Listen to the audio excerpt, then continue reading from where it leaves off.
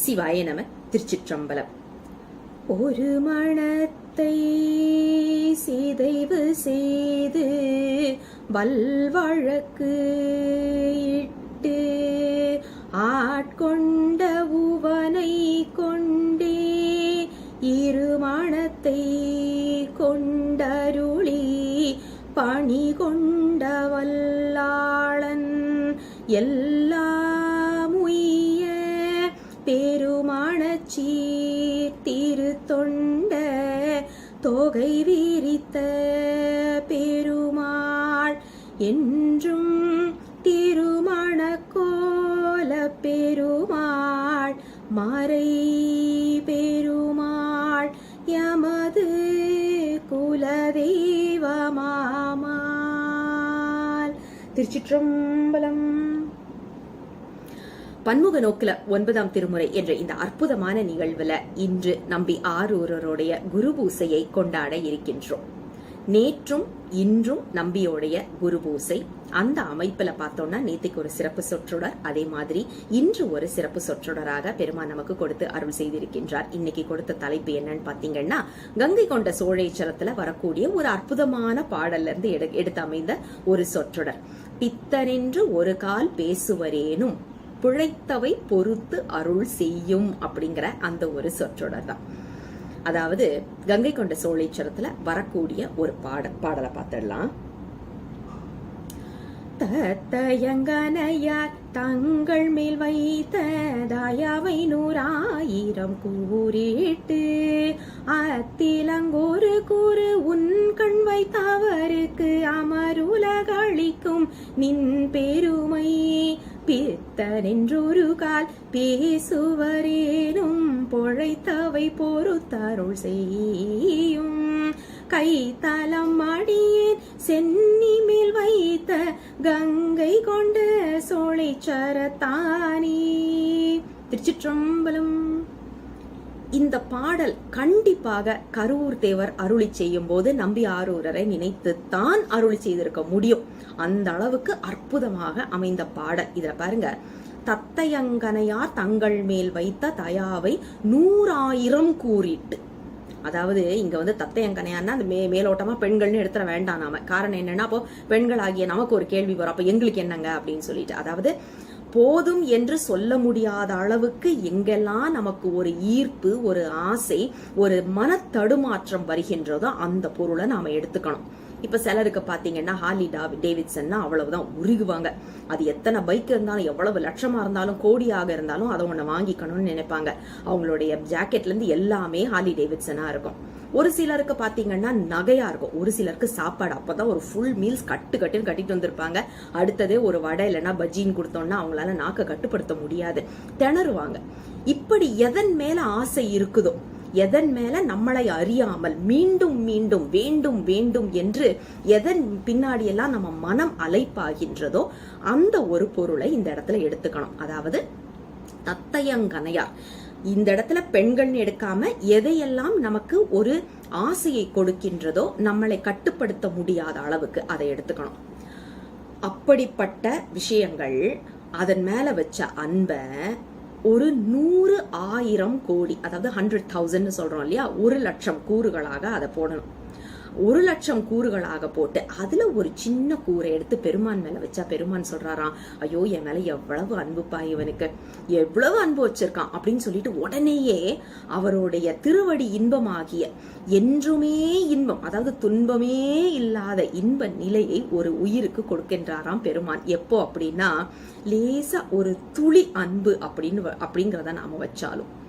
யோசிச்சு பாருங்க, இதை விட எளிவந்த தன்மை ஒரு சாமிக்கு இருக்க முடியுமா? நம்ம சாமி எவ்வளவு எளிவந்த பிரான்ங்கிறதுக்கு இதை விட நமக்கு ஒரு சான்று கொடுக்க முடியுமா?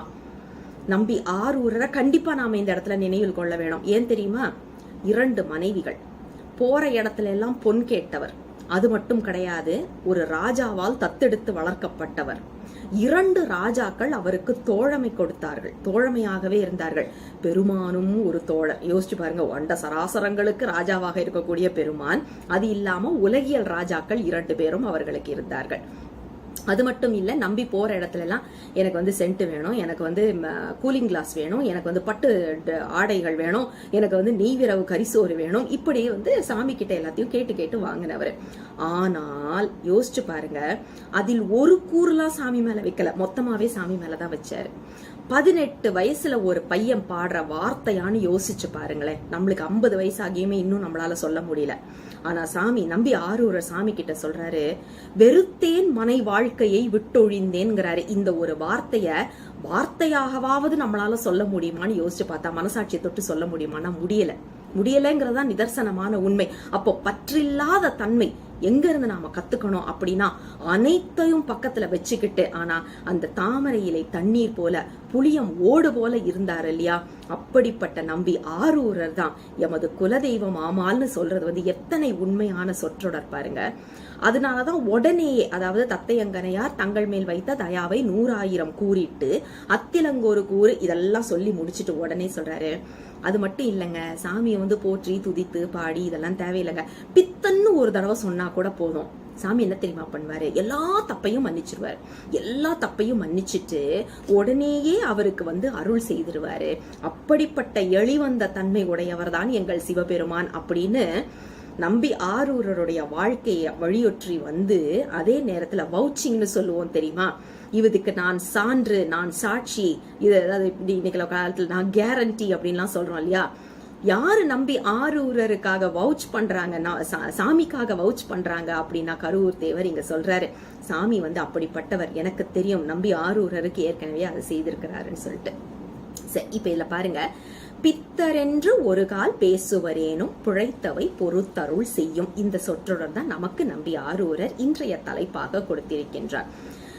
பித்தா அப்படின்னு நாம் அந்த சொற்றொடரை கேட்ட மாத்திரத்துல நம்ம எல்லாருக்குமே தெரியும், திருப்பாட்டி இப்படிதாங்க ஆரம்பிக்குது, நம்பி ஆரூரர் இப்படிதாங்க ஆரம்பிக்கிறாரு, சாமி ஆரம்பிச்ச உடனே திட்டுறாருங்க அப்படின்லாம் சொல்லி நாம வந்து பெருமானையும் புரிஞ்சுக்கல, நம்பி ஆரூரரையும் புரிஞ்சுக்கலன்னு சொல்லணும்.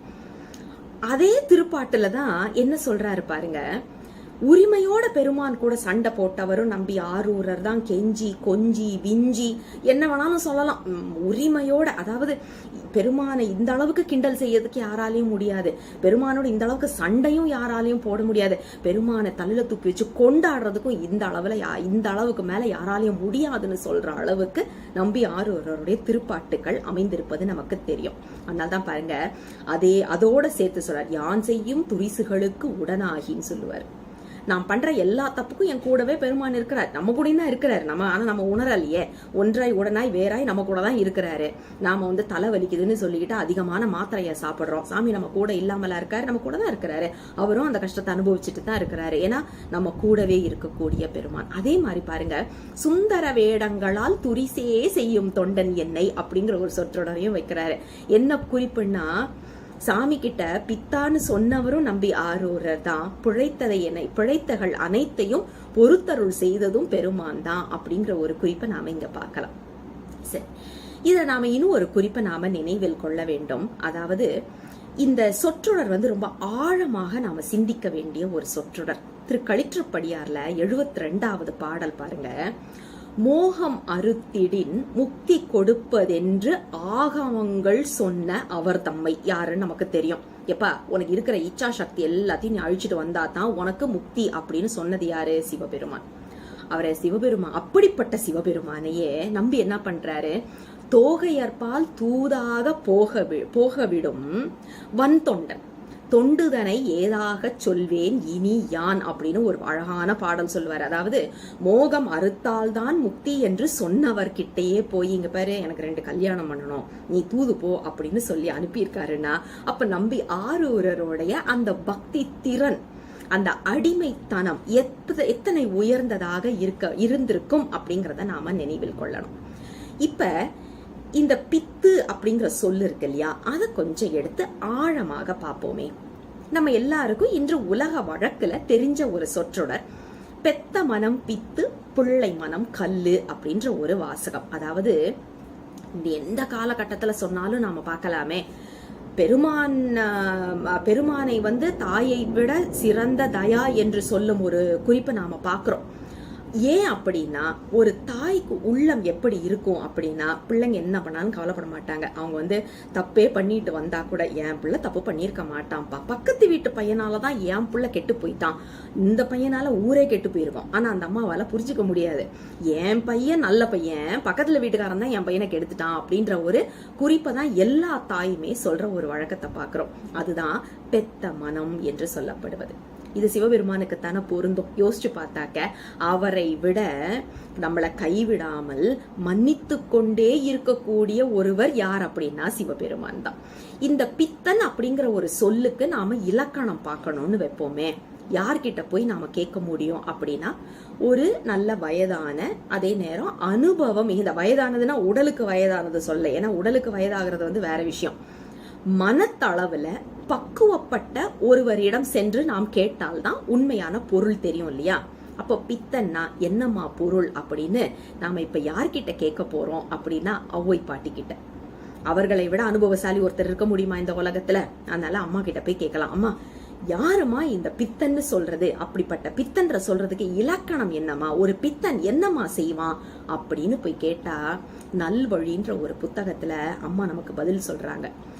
ஒன்றை நினைக்கின் அது ஒழிந்திட்டு ஒன்றாகும், அன்றி அது வரினும் வந்தேதும், ஒன்றை நினையாத முன் நிற்பினும் நிற்கும். இது எல்லாமே பித்தனுடைய செயல், எனையாளும் ஈசன் செயல் அப்படின்னு சொல்லி முடிச்சிடுறாங்க. என்ன பொருள்னா, இந்த பாடலை பாத்தீங்கன்னா, செய்ய வேண்டியதை செய்யாது இருத்தல் ஒரு பித்தனுடைய வேலை, செய்ய வேண்டாத்ததை உக்காந்து செய்துகிட்டு இருக்கிறதும் ஒரு பித்தனோட வேலை, அல்லது முற்றிலுமாக மாறுபட்ட ஒன்றை செய்வதும் ஒரு பித்தனோட வேலை.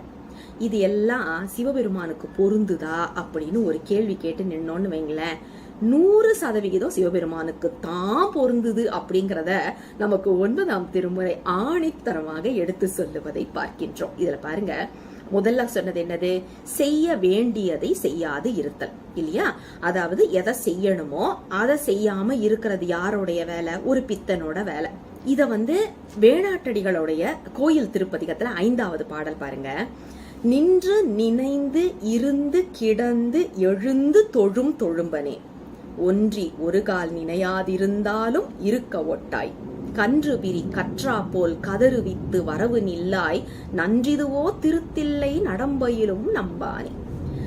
செய்ய வேண்டியது என்ன இதுல அப்படின்னா, என் முன்னால நீ நிக்கணும்ல சாமி, நான் எதை பார்த்தாலும் ஒன்னையே நினைச்சிட்டு இருக்கேன், நான் நின்றாலும் உக்காந்தாலும் படுத்தாலும் நினைந்து கொண்டே இருக்கின்றேன், எழுந்தாலும் நடந்தாலும் என்ன செய்தாலும் உன்னை நினைத்து கொண்டே இருக்கின்றேன். அப்படிப்பட்ட ஒரு அடிமை பண்பு உடையவனாக நான் இருக்கின்றேன்.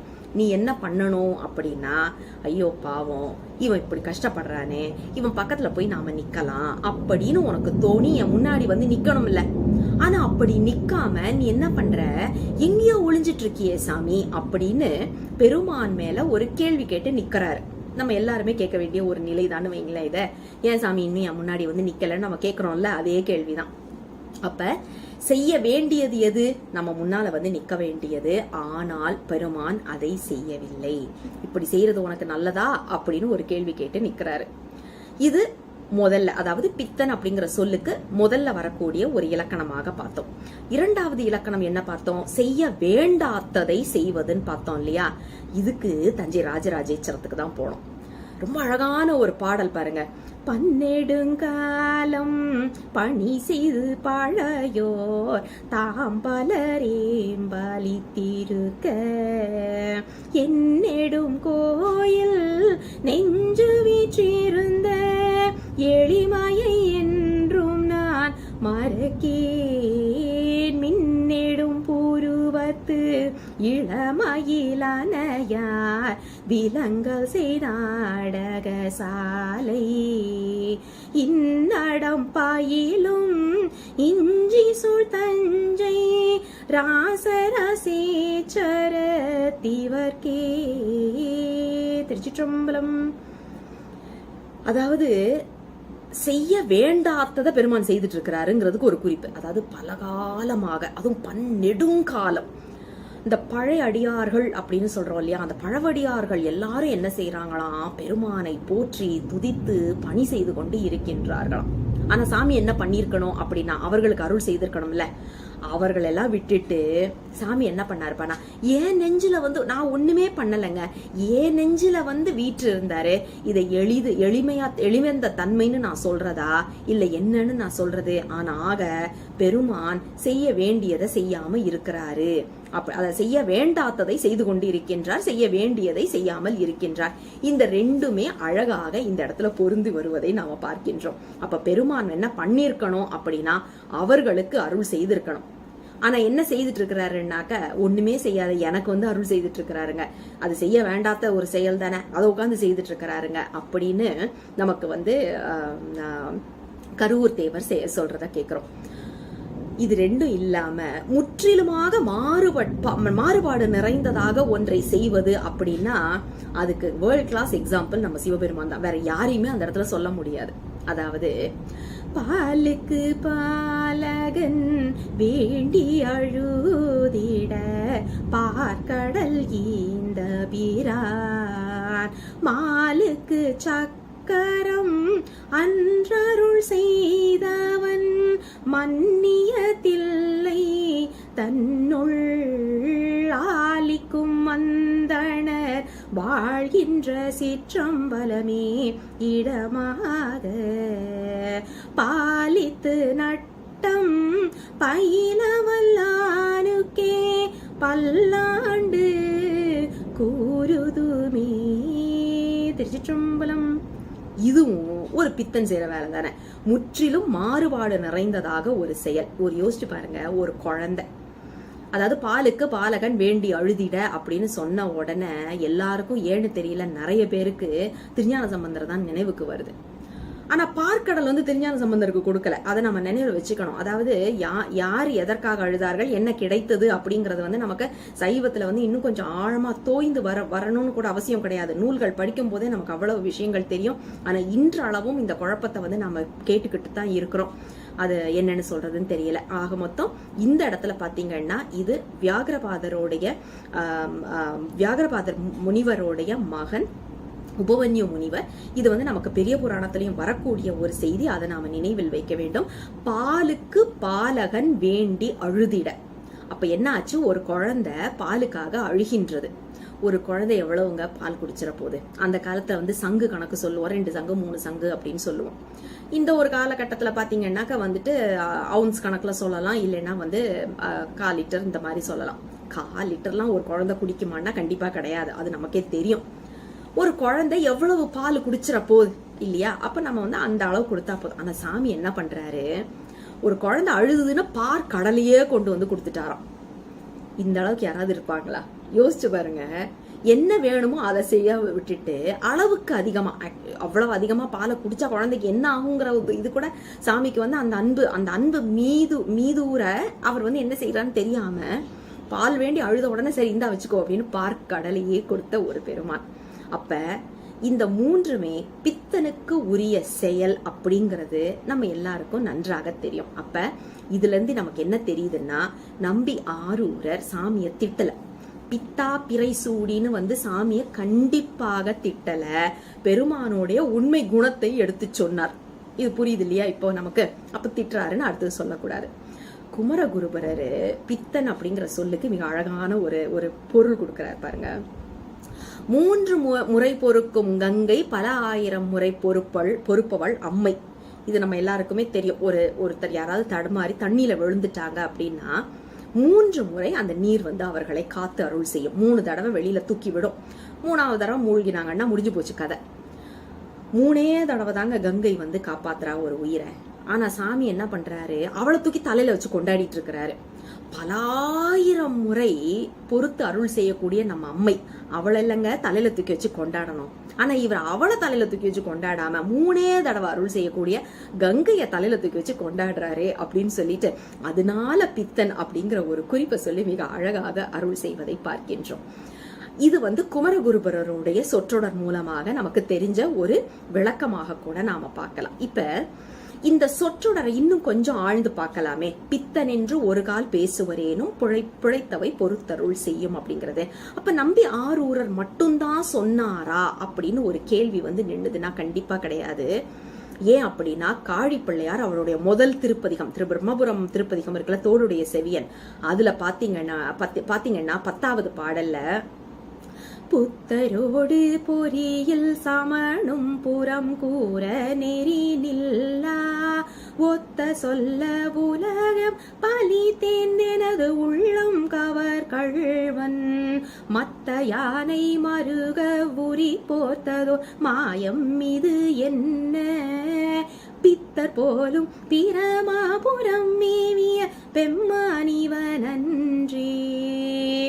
அப்ப பெருமானை பித்தன்னு சொன்னது நம்பி மட்டும் கிடையாது, முதல் திருப்பதிகத்திலேயே நம்ம காழி பிள்ளையாரும் சொல்லிட்டாருன்றத பாக்குறோம்.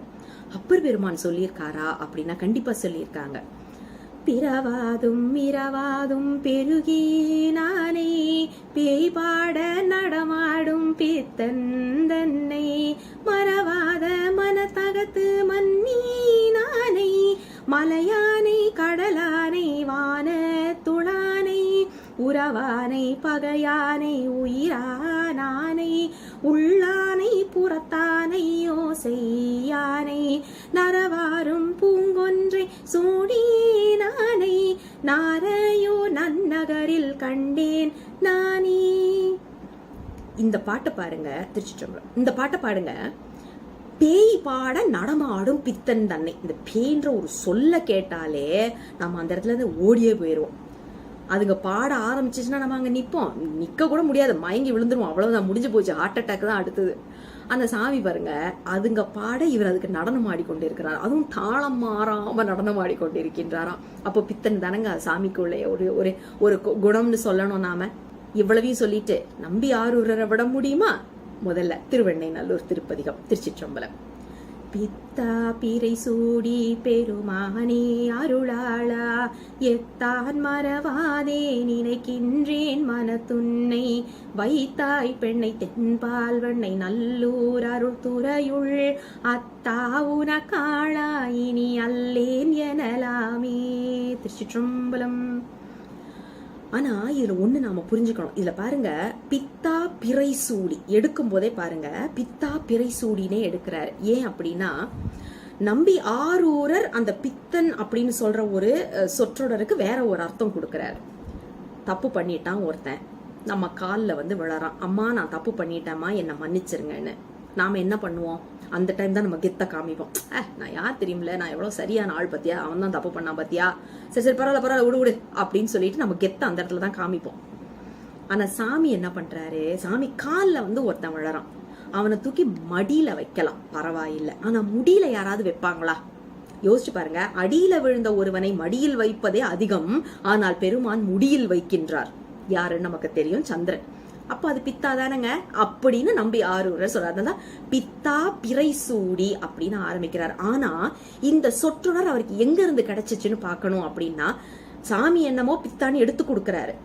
ஆனா அந்த பித்தாக்கு அப்புறம் பிறை சூடின்றது எங்க இருந்து வந்தது நம்ம நம்பி ஆரூரருக்கு அப்படின்னா, அடியார் வாழ்க்கையை பாட வந்திருக்கின்ற நான் அடியார்கள் வழித்தடம் பற்றியே நான் வருகின்றேன் அப்படிங்கிறத உறுதிப்பாடோடு நமக்கு சொல்லுவதற்காக திரு எருக்கத்தம் புலியூர் திருப்பதிகத்துல வரக்கூடிய அற்புதமான ஒரு பாடல்.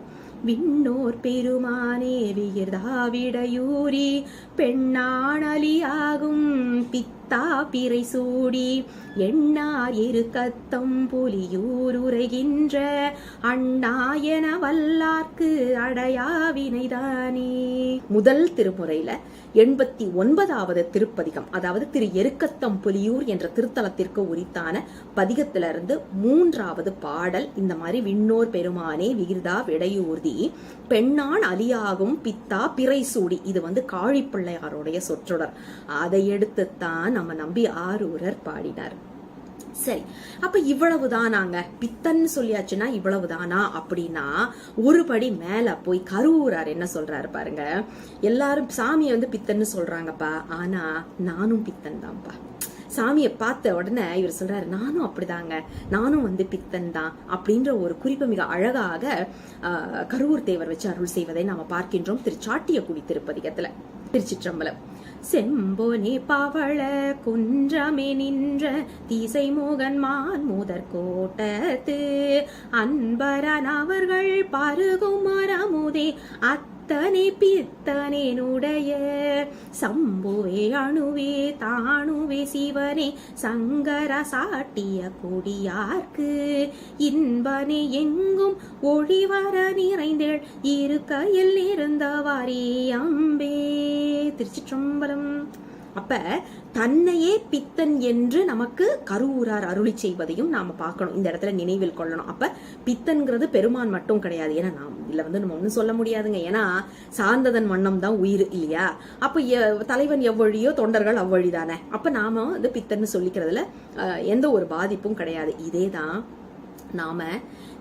நாம குளிக்கும் போதும் சரி, பெருமானை திருமஞ்சனம் ஆட்டும் போதும் சரி பாட வேண்டிய ஒரு திருப்பதிகம்னு நமக்கு கொடுத்து அருள் செய்யக்கூடிய 6ஆம் திருமுறை பதிகத்துல பாருங்க. அத்தா உன்னடியேனை அன்பாலாத்தாய் அருள்நோக்கில் தீர்த்த நீராட்டி கொண்டாய் எத்தனையும் அறியை நீ எளியானாய் எனை ஆண்டு கொண்டிறங்கி என்று கொண்டாய் பித்தனேன் பேதையேன் பேயேன் நாயேன் புழைத்தரகள் அத்தனையும் பொறுத்தாய் அன்றே இத்தனையும் எம்பரமோ ஐயோ எம்பெருமான் திருக்கருணை இருந்தவாறே. திருச்சிற்றம்பலம். அழகான ஒரு பாடல் பாருங்களேன். பித்தனேன் பேயனேன் பேதையேன் பேயேன் நாயேன் புழைத்தனகள் அத்தனையும் பொறுத்தாய் அன்றி. இதை விட வேற யாருங்க நாம சொல்ல முடியும்? பித்தன்னு சொல்லியாச்சுனாலே நம்ம பிழைகள் எல்லாத்தையுமே தீர்க்க கூடியவன்.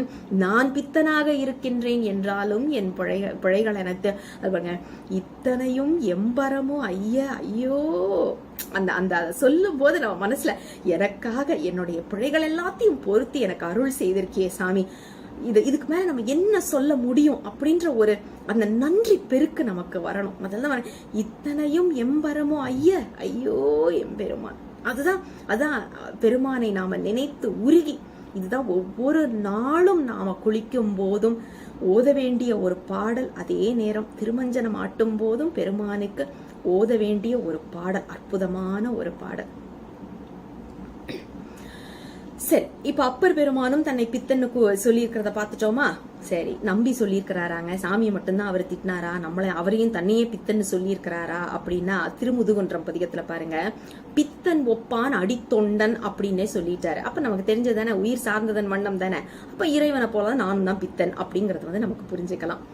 இது எல்லாத்தையும் விட என்ன அழகு அப்படின்னா, அற்புத பத்துல மாணிக்க வாசகரும் சொல்லியிருக்கிறாரு, பித்தனாய் திரிவேனை அப்படின்னு. நானும் பித்தனா தெரிஞ்சிருக்கிறேன் சாமி அப்படின்னு. அதாவது சாமி மட்டும் பித்தன் கிடையாது, நாமும் பெருமானை சார்ந்து இருக்கக்கூடிய நாமும் பித்தர்கள் அப்படிங்கிற ஒரு குறிப்பை நாம இந்த இடத்துல பார்க்கின்றோம். அப்ப அடியார்கள் பித்தர் அப்படின்ற ஒரு குறிப்பை பார்க்கிறோம். அப்ப சாமி பித்தன், சாமியை சார்ந்து இருக்கக்கூடிய அடியார்கள் பித்தர்கள். ஆனா 9ஆம் திருமுறை இன்னும் ஒரு படி மேல போகுது. வேற ஒரு வேறுபாடையும் பார்க்க முடிகின்றது. இணங்கிலா ஈசன் திருப்பதிகம் இருக்கு இல்லையா, அதுல 9ஆவது பாட்டு பாருங்க. அதுல எச்சனை தலையை கொண்டு செண்டடித்து இடவம் ஏறி அச்சம் கொண்டு அமரர் ஓட நின்ற அம்பலவர்க்கு அல்லா கச்சரை கல்லா பொல்லா கயவரை பசுநூல் கற்கும் பிச்சரை காணா கண்வாய் பேசாத பேய்களோட. இந்த பிச்சர்ங்கிற வார்த்தை பித்தர் அப்படிங்கிற வார்த்தையோடைய மறுவுதான். ஏன்னா அது இலக்கணத்துக்காக பிச்சர்னு மாறி இருக்கு. ஆனா பிச்சரும் பித்தனும் ஒரே அர்த்தம் தான். இதை இப்ப நாம எப்படி புரிஞ்சுக்கணும் அப்படி? ஏன்னா இங்க என்ன சொல்றாங்க, சாமியை பிடிக்காதவர்கள், சாமியை விட்டு ஒதுங்கி நிற்கக்கூடியவர்கள், பசுநூல் மட்டுமே போதும், பதி பத்தின ஒரு விஷயமே எனக்கு தெரிஞ்சுக்க வேணாம், உலகாயுதம்னு வச்சுக்கோமே, இப்படிப்பட்ட பித்தர்கள், இப்படிப்பட்டவர்களும் பித்தர்கள் அப்படிங்கிற ஒரு குறிப்பை சொல்றாரு.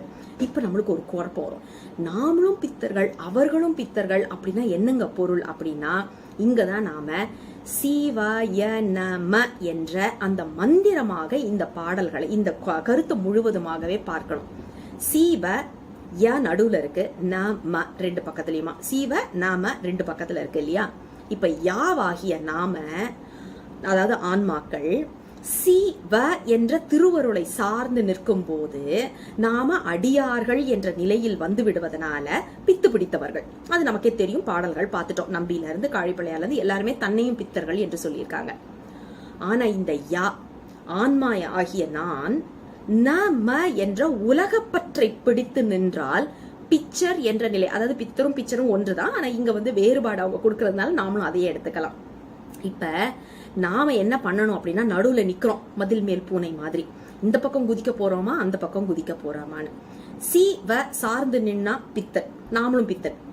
ந ம சார்ந்து நின்னா நாமளும் பிக்சர். இப்ப பிக்சரா மாறணுமா பித்தனா மாறணுமா அப்படிங்கறது சாய்ஸ் இஸ் யாஸ், உங்கள் சாய்ஸ் அப்படின்ற மாதிரி சாமி நம்ம கிட்ட விட்டுறாரு. ஆக நமக்கு எப்படிப்பட்ட பித்து பிடிக்க வேண்டும் அப்படிங்கிறத நாம பெருமானின் திருவடிகளுக்கு விண்ணப்பமாக வைத்து அதை நிறைவேற்றுவதற்கு அவருடைய கருணையை நாம வேண்டி நிற்க வேண்டும்.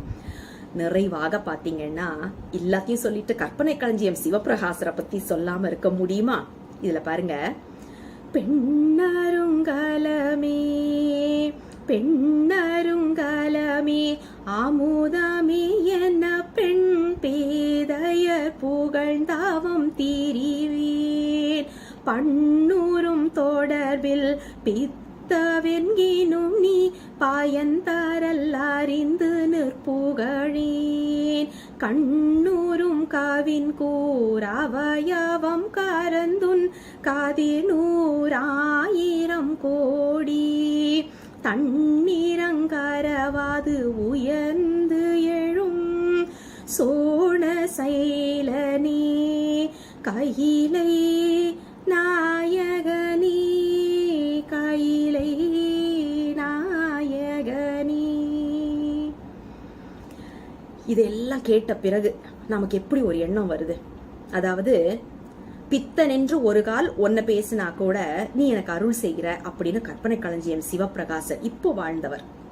அதுக்கு முன்னாடி நம்பி ஆரூரர் பித்தன்னு சொல்லா கூட பெருமான் நமக்கு அருள் செய்யறாருன்னு. அதற்கு இடைப்பட்ட காலத்துல வந்தா கருவூர் தேவரும் இதை சொல்லியாச்சு. அதுக்கு முன்னால வந்தா அப்பர் பெருமானும் நமக்கு சொல்லியாச்சு. ஆக எல்லாருமே சொல்றது என்னன்னா, என்ன பண்ணணும் நாமன்னா, சாமி கிட்ட அன்பா போய் நின்னு நாம பெருமான துதிக்கணும். சரி, இப்ப இதுல பாருங்க, சாமிக்கு முன்னால போய் அன்பே இல்லாம போற்றி துதித்து என்ன வேணாலும் செய்தாலும் அதனால பிரயோஜனமே கிடையாது. நமக்கு அப்பர் பெருமான் சொல்லுவாருல்ல, நாணி நிற்பார் சிவபெருமான் அப்படின்னு. அதாவது பொய்யும் பொக்கமாக இருக்கிறவங்கள பார்த்துட்டு சிவபெருமான் வெக்கப்பட்டு நிற்பாராம். ஐயப்பா, இப்படிப்பட்ட ஒரு பொய்யனா வந்து என் பக்கத்துல எனக்கு பூஜை செய்யறானே அப்படின்னு சொல்லிட்டு. ஆனா அதுக்கு பதிலா அன்போட பெருமான் பக்கத்துல போய் பித்தா அப்படின்னு சொன்னா கூட போதுமா. இதுக்கு சரியான சான்று யாரு தெரியுமா? சாக்கிய நாயனார். சாக்கிய நாயனார் மாதிரி ஒருத்தர் வழிபாடு செய்திருக்கிறாங்கன்னா கிடையாதுன்னு சொல்லலாம். ஆசையாக கல் எறிந்தார். கற்பனை களஞ்சியம் எந்த இடத்துலயும் வந்து சாக்கிய நாயனாரை விட்டு பாடினதே கிடையாது. ஒருவேளை காஞ்சிபுரம் அப்படிங்கிற ஒரு பற்று இருக்கலாம், தெரியாது நமக்கு. ஏன்னா இவரும் காஞ்சிபுரம் அவரும் காஞ்சிபுரம் இல்லையா. ஆனா கற்பனை களஞ்சியம் சிவபிரகாசர் ஒரு பாட்டுல சொல்லுவாரு, எப்பா ஒருத்தன் வந்து பூவை போட்டான்ப்பா சாமி மேல, ஆனா சாமி அவனை எரிச்சு விட்டாரு. ஒருத்தர் என்ன பண்ணாரு, கல் எரிஞ்சாரு. நாம வெளியில இருந்து பார்க்கும்போது என்ன பண்ண, ஐயோ பூவை போடுறான்ப்பா, பெரிய ஆளுப்பா, கல் எறிகிறாருப்பா, சரியில்லையே அப்படின்னு நாம நினைப்போம்ல. ஆனா சாமி என்ன பண்றாராம், பூவை எரிஞ்சவனை எரிச்சுட்டு கல்லை எரிஞ்சவருக்கு வந்துட்டு முக்தி கொடுக்குறாருப்பா அப்படின்னுட்டு. ஏன் அப்படின்னா இன்டென்ஷன் மேட்டர்ஸ்ன்னு சொல்லுவோம் இல்லையா, அதுதான். பெருமானுக்கு நாம என்ன செய்யறோங்கிறது கிடையாது, எதனால் செய்கின்றோம் அப்படிங்கறத மட்டுமே அவர் பார்க்கின்றார். இததான் பட்டினத்தார் சொல்லுவாரு, கையொன்று செய்ய விழியொன்று நாட கருத்தொன்று எண்ண பொய்யொன்று வஞ்சக நாவொன்று பேச புலால் கமழும் மெய்யொன்று சார செவியொன்று கேட்க விரும்பும் யான் செய்கின்ற பூசை எவ்வாறு கொள்வாய் வினை தீர்த்தவனே. என் கை ஒண்ணு செய்யுதுப்பா, என் விழி ஒண்ணு பாக்குதுப்பா, என் மனசு ஒண்ணு போகுதுப்பா, என்னுடைய உடம்பு வந்து வேற ஒண்ணு செய்துகிட்டு இருக்குதுப்பா, என் காது வேற எங்கேயோ கேட்டுக்கிட்டு இருக்குப்பா. அப்படிப்பட்ட நான் செய்து கொண்டிருக்கக்கூடிய பூசைய, மனம் ஒன்றாமல் செய்யக்கூடிய பூசையை எப்படி ஏற்றுக்கொண்டு என்னுடைய வினையை நீ தீர்க்க போகின்றாய் அப்படின்னு பட்டினத்தாருடைய அற்புதமான பாடல் நமக்கு நினைவுக்கு வரணும். நாம பெருமான் பக்கத்துல போய் நின்னு கூடையா பூசைய பண்றோம், அதை பண்றோம், இதை பண்றோம். நாங்க வந்து கஷ்டப்பட்டுட்டு திருமுறைகளை மனப்பாடம் பண்ணியிருக்கிறோம், வேதங்களை மனப்பாடம் பண்ணியிருக்கிறோம் அப்படின்னு பெருமான் முன்னால போய் நின்னு அன்பே இல்லாம இதையெல்லாம் சொன்னாலும் நமக்கு வந்து பாரதிதாசன் சொல்ற மாதிரி வெற்று இறைச்சல் ஓசைகள் தான் அது எல்லாமே. ஆனா மனம் ஒன்றி அன்போடு நம்ம கையில பூ இல்லையா, இலை இல்லையா, என்ன இருக்கோ, கல்லு இருந்தா கூட, வார்த்தைகள் வரலையா, பித்தன்ற ஒரு சொல் இருந்தா கூட போதும். அப்படி சொன்னா கூட பெருமான் வந்து அந்த அருள் நமக்கு கொடுத்து அருள் செய்வதற்கு காத்து கொண்டு இருக்கின்றார். இப்படிப்பட்ட அற்புதமான செயல் செய்த நம்ம முன்னோர்கள் எல்லாருமே நமக்கு சான்றாக, நம்ம நாயன்மார்கள் நமக்கு சான்றாக வாழ்ந்து காட்டிக் கொண்டிருக்கின்றார்கள். அப்ப இதுல இருந்து நமக்கு என்ன தெரிகின்றதுன்னா, இன்றில் இருந்து அன்பாக பித்தா அப்படின்னே நாம பெருமானை அழைக்கலாம் என்று சொல்லி குருபூசை நம்பி ஆரூரரின் குருபூசை நன்னாளாகிய இன்று இப்படி ஒரு தலைப்பை, அற்புதமான தலைப்பை கொடுத்து அதை பத்தின ஒரு கருத்தை நமக்கு கொடுத்து அதை பகிர்வதற்கு ஒரு அமைப்பையும் கொடுத்த அண்ணாமலையாருக்கும் நம்பி ஆரூரருக்கும் மனம் மொழி மெய்யினால் நன்றிகளை கூறி விடைபெறுகின்றேன். தென்னாடுடைய சிவனே போற்றி, எந்நாட்டவர்க்கும் இறைவா போற்றி, அண்ணாமலை மண்ணா போற்றி, கண்ணார முத கடலே போற்றி. சிவ சிவ திருச்சிற்றம்பலம்.